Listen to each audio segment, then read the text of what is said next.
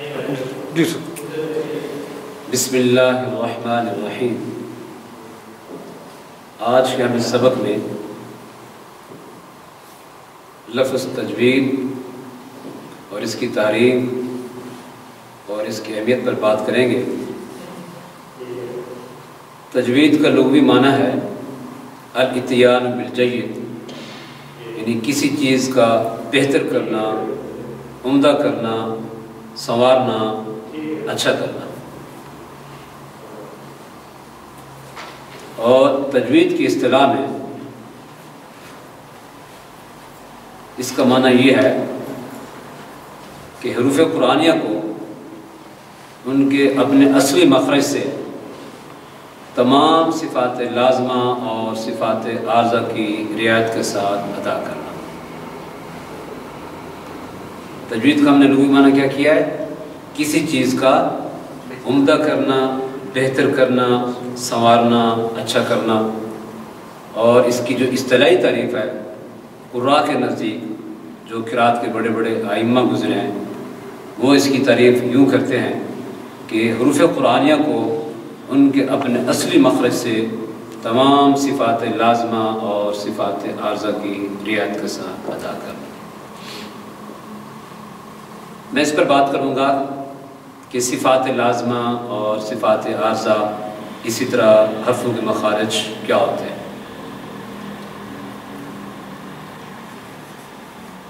یہ جو میں بات کر رہا ہوں کہ تجوید کی اصطلاحی تعریف یہ ہے کہ حروف قرآنیہ کو ان کے اپنے اصلی مخرج سے تمام صفات لازمہ اور صفات عارضہ کی رعایت کے ساتھ ادا کرنا۔ یہ جو ہم حروف قرآنیہ جن کو ہم بولتے ہیں، پورا کا پورا قرآن مجید انہی 29 حروفوں سے بنا ہے، جنہیں حروف حجابی کہتے ہیں۔ الف سے لے کر یا تک جو 29 حروف ہیں، انہیں حروف قرآنیہ کہتے ہیں۔ اور ان کے ادا کرنے کی مخصوص جگہ ہیں، زبان کے اندر، دانتوں کے اندر، اور حلق میں یعنی منہ کے اندر۔ اور یہ اگر پراپر جگہ سے ادا ہو تو تلفظ صحیح ادا ہوتا ہے، اگر یہ اپنی پراپر جگہ سے یعنی اصلی جگہ سے ادا نہ ہو تو تلفظ خراب ادا ہوتا ہے۔ تو مخارج میں ہم اسی چیز کو پڑھتے ہیں کہ کس حرف کو کس جگہ سے ادا کرنا ہے۔ اور اس کے بعد آپ دیکھ رہے ہیں کہ صفات لازمہ اور صفات عارضہ کا ذکر ہو رہا ہے تجوید کی تعریف کے اندر۔ اب یہ صفات لازمہ اور صفات عارضہ یہ کیا چیز ہیں؟ یہ ایک ایسی صفات ہیں جو حروف قرآنیہ کو کامل کرتی ہیں، ان کی ادا کو مکمل کرتی ہیں اور انہیں خوبصورت بناتی ہیں۔ فرض کریں اگر ہم کسی حرف کو اس کے اپنے مخرج سے ادا کرنے کے بعد ہم اس میں صفات لازمہ اور صفات عارضہ کا خیال نہیں کرتے ہیں تو وہ حرف ناقص ادا ہوتا ہے۔ لہٰذا ضروری ہوتا ہے کہ جب ہم مخرج سے حرف کو ادا کرتے ہیں تو ساتھ ساتھ جو اس کی صفات مقرر ہیں ہم ان کا بھی خیال کریں۔ جہاں تک صفات کا تعلق ہے، صفات کی بحث کا تعلق ہے، وہ انشاءاللہ آنے والے اسباق میں آئے گا، میں ضرور ڈسکس کروں گا۔ فی الحال آپ یہ سمجھ لیں کہ جو تعریف کے اندر یہ صفات لازمہ اور صفات عارضہ کا ذکر آ رہا ہے، یہ حرفوں کو کامل ادا کرنے کے لیے بہت ضروری ہے۔ باقاعدہ مستقل ایک بحث ہے صفات پر کہ صفات کیا چیز ہوتی ہے۔ میں چھوٹی سی ایک مثال دیتا ہوں کہ ہم ایک سالن بناتے ہیں گھر کے اندر، جتنا اس کو ٹیسٹی بنانا ہو، جتنی زیادہ چیزیں ڈالیں گے وہ اتنا زیادہ ٹیسٹی ہوتا جائے گا۔ یہ جو حرفوں کی صفات ہے یہ حروف قرآنیہ کو خوبصورت بناتی ہیں، انہیں کامل کرتی ہیں، یہ بتاتی ہیں کہ آپ نے کس حرف کو موٹا پڑھنا ہے اور کس حرف کو باریک پڑھنا ہے، کس حرف میں آپ نے قلقلہ کرنا ہے، کس میں نہیں کرنا، کس حرف کی آواز پر آپ نے غنہ کرنا ہے، کس پہ نہیں کرنا، کس حرف پر آپ نے مد کرنا ہے اور کس حرف پہ مد کو نہیں کرنا، اور آپ نے کہاں وقف کرنا ہے کہاں نہیں کرنا۔ یہ ساری کی ساری باتیں ہمیں صفات بتاتی ہیں۔ اور اس کے ساتھ میں ایک اہم بات کی طرف آپ کو توجہ دلانا چاہتا ہوں، وہ یہ ہے کہ ایک سوال پیدا ہوتا ہے کہ کیا کہ جیسا کہ لوگوں نے ہر دور کے اندر صحابہ کرام کے زمانے سے لے کر اب تک ہر دور کے علماء نے قرآن مجید کے معانی اور مطالب کو سمجھنے کے لیے اس پر ریسرچ کی ہے، محنت کی ہے اور مختلف قسم کے علوم مدون کیے ہیں، لکھے ہیں، جس میں جیسے آپ سنتے ہیں علم صرف ہے، علم النحو ہے،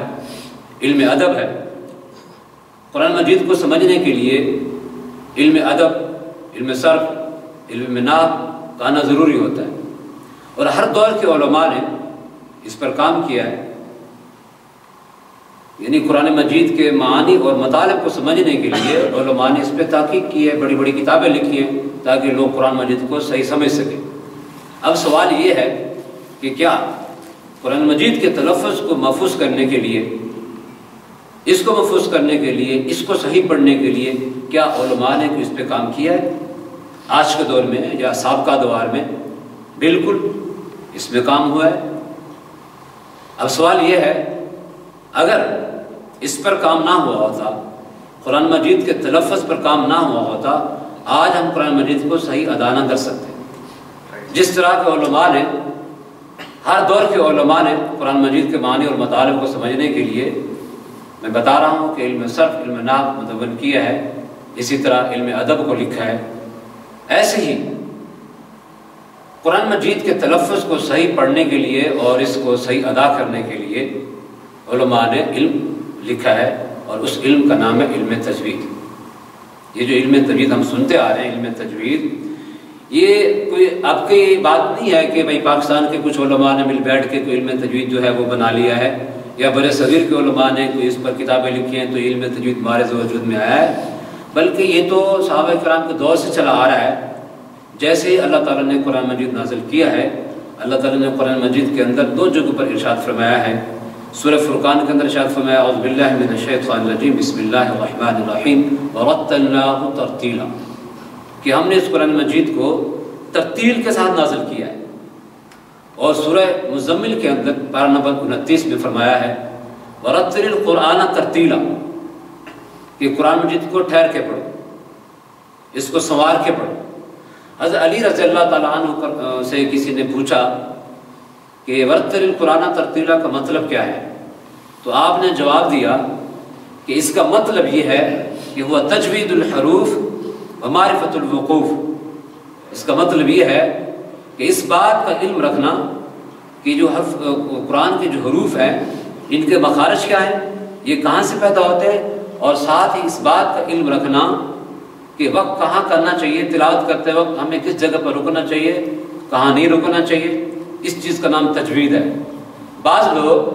ٹھہرنے سے مراد یہ لیتے ہیں کہ قرآن مجید کو خوبصورت آواز کے ساتھ پڑھا جائے، خوبصورت سٹائل کے ساتھ پڑھا جائے، اور ہمارے پاکستان میں، ہمارے بر صغیر میں ایسا کثرت سے پایا جاتا ہے کہ لوگ قرآن مجید کو بہت خوبصورت سنوار کر ادا کرتے ہیں، پڑھتے ہیں، لیکن جہاں تک ان کی تجوید کا تعلق ہے تو وہ بالکل اس طرح ہے کہ وہ قرآن مجید کو غلط ادا کرتے ہیں۔ تو اس کا بنیادی حق یہ ہے کہ اس کے تلفظ کو صحیح ادا کیا جائے۔ تو میں بات کر رہا تھا کہ ہر دور کے علماء نے اس پر محنت کی ہے، کام کیا ہے، صحابہ کرام سے لے کر تابعین کا زمانہ ہے، ان کے دور میں اس پر بہت زیادہ کام ہوا ہے، اور بعد کے علماء نے بھی اس پر کام کیا ہے۔ تابعین کرام میں سے بڑے نام ہیں قرأت سبق کے اندر، میں وہ بتاتا چلتا ہوں۔ امام نافع مدنی رحمۃ اللہ علیہ، امام ابن کثیر مکی رحمۃ اللہ علیہ، امام ابو عمر بصری رحمۃ اللہ علیہ، امام ابن عمر شامی رحمۃ اللہ علیہ، امام عاصم رحمۃ اللہ علیہ، امام حمزہ رحمۃ اللہ علیہ، امام کسائی رحمۃ اللہ علیہ، یہ سارے لوگ قرأت کے بہت بڑے ائمہ گزرے ہیں جنہوں نے قرأت پر بہت بڑا کام کیا ہے، اور یہ سارے لوگ اس بات پر متفق ہیں۔ اسی طرح ان کے بعد کے علماء، مثلا علامہ جزری رحمۃ اللہ علیہ قرأت میں ایک بہت بڑا نام ہے، اسی طرح علامہ شاطبی رحمۃ اللہ علیہ، ان کا بھی قرأت کے اندر بہت بڑا نام ہے۔ یہ سارے لوگ اس بات پر متفق ہیں کہ قرآن مجید کو تجوید کے ساتھ پڑھنا ضروری ہے۔ اور میں بتا رہا ہوں کہ احادیث کے اندر بھی آپ صلی اللہ علیہ وسلم کی بے شمار احادیث ایسی ملتی ہیں جن کے اندر اس بات پر زور دیا جاتا ہے کہ قرآن مجید کو عربی آواز کے اندر، عربی سٹائل کے اندر، اور اس کو تجوید کے موافق پڑھا جائے۔ اقرأوا القرآن بالحون العربی واصواتہا، کہ تم قرآن مجید کو عربی آوازوں کے ساتھ اور ان کے لہجوں میں پڑھو اور ان کی آوازوں میں تلاوت کرو۔ کبھی کہا جاتا ہے زین القرآن باصواتکم، کہ تم قرآن کو زینت دو اپنی آوازوں کے ساتھ، کبھی کہا جاتا ہے حسن القرآن بأصواتکم فإن الصوت الحسن یزید القرآن حسنا، تم قرآن کو حسن دو اپنی آوازوں کے ساتھ، بے شک قرآن مجید کو اچھی آواز کے ساتھ پڑھنا اس کے حسن میں اضافہ پیدا کرتا ہے۔ چنانچہ قرآن و حدیث کی روشنی سے یہ بات ثابت ہوتی ہے کہ علم تجوید کا جو سیکھنا ہے وہ ہم سب مسلمانوں پر فرض ہے، چاہے وہ پڑھنے والے مرد ہوں، چاہے وہ پڑھنے والی عورتیں ہوں، یعنی تمام لوگوں پر جو قرآن تلاوت کرتے ہیں یہ ضروری ہے کہ وہ قرآن مجید کے تلفظ کو صحیح سیکھیں اور پھر اس کے مطابق تلاوت کریں۔ بدقسمتی سے ہمارے ہاں اس پر کوئی توجہ نہیں دی جاتی ہے کہ لوگ جیسے ہی دل کسی کا کرتا ہے ویسے ہی اس کی تلاوت شروع کر دیتے ہیں، لیکن الحمدللہ میں سمجھتا ہوں کہ گزشتہ 8-10 سالوں سے تھوڑی سی تبدیلی آئی ہے ہمارے پاکستان کے اندر بھی، کہ لوگوں کے اندر ایک شعور پیدا ہوا ہے اور شوق پیدا ہوا ہے، لوگ تجوید کی طرف مطلب راغب ہو رہے ہیں اور اس کو سیکھنا چاہتے ہیں۔ اس سے پہلے آپ سنتے ہیں کہ قاری نہیں ملتے تھے، یعنی تجوید اس طرح کی تھی کہ تجوید کے جو لوگ ہیں وہ پڑھانے والے وہ میسر نہیں ہوتے تھے، تو لوگ قرآن مجید اچھا پڑھنے سے محروم رہے۔ لیکن اس دور میں الحمدللہ پاکستان کا کوئی بھی شہر ایسا نہیں ہے جہاں پر کوئی اچھا قاری موجود نہ ہو، لیکن ضرورت اس بات کی ہے کہ ہم اس طرف توجہ دیں کہ ہم اپنے قرآن مجید کو صحیح سمجھیں اور اس کو صحیح سیکھیں۔ آج کے سبق میں جو میں بات کر رہا تھا کہ ہم نے تجوید کی لغوی تعریف بھی کی ہے اور ساتھ اصطلاحی تعریف بھی کی ہے، اور دوسری بات جو میں کر رہا تھا اس کی اہمیت پر، یہ تیسری بات جو آپ دیکھ رہے ہیں اس پر کہ اس کی اہمیت اور اس کی ضرورت، آج اس کی ضرورت ہے کہ ہم قرآن مجید کو صحیح ادا کریں، اس کا جو تلفظ ہے ہم اس کو صحیح پڑھیں۔ میں نے بتایا ہے کہ بے شمار لوگ ایسے تھے اور اب بھی ہیں جو قرآن مجید تلاوت کرتے ہیں اور غلط پڑھتے ہیں۔ میں خود جب ناظرہ پڑھتا تھا مجھے یاد ہے کہ جو ہمارے ہمیں ٹیچر پڑھاتے تھے بزرگ، انہوں نے بھی کسی اپنے بزرگ سے پڑھا، پھر انہوں نے ہمیں پڑھایا، اور وہ کس طرح پڑھتے تھے وہ آیات میں ایک دو میں آپ کو پڑھ کے سنا دیتا ہوں کہ ختم اللہ علی قلوبہم وعلی سمعہم وعلی ابصارہم غشاوۃ ولہم عذاب عظیم۔ اس طرح کی تلاوت ہمارے پاکستان میں عام کی جاتی تھی۔ یہ میں نے اس لیے سنائی ہے کہ اگر اس طرح قرآن مجید تلاوت کیا جائے تو اس کا جو بنیادی تلفظ ہے وہ بالکل ختم ہو جاتا ہے، اور جو اس کے معنی اور مطالب ہیں اور وہ بھی فوت ہو جاتے ہیں،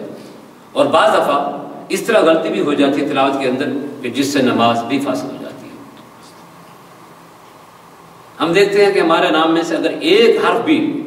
خط مل کر دیا جائے یا اس کی جگہ پر کوئی دوسرا لفظ حرف پڑھ دیا جائے ہمارا پورا نام بگڑ جاتا ہے۔ میرا نام رمضان ہے، اگر مجھے رمضان کی جگہ پر میم کی جگہ پر فا پڑھ دیا جائے تو رفضان بن جائے گا، جو کہ غلط ہے۔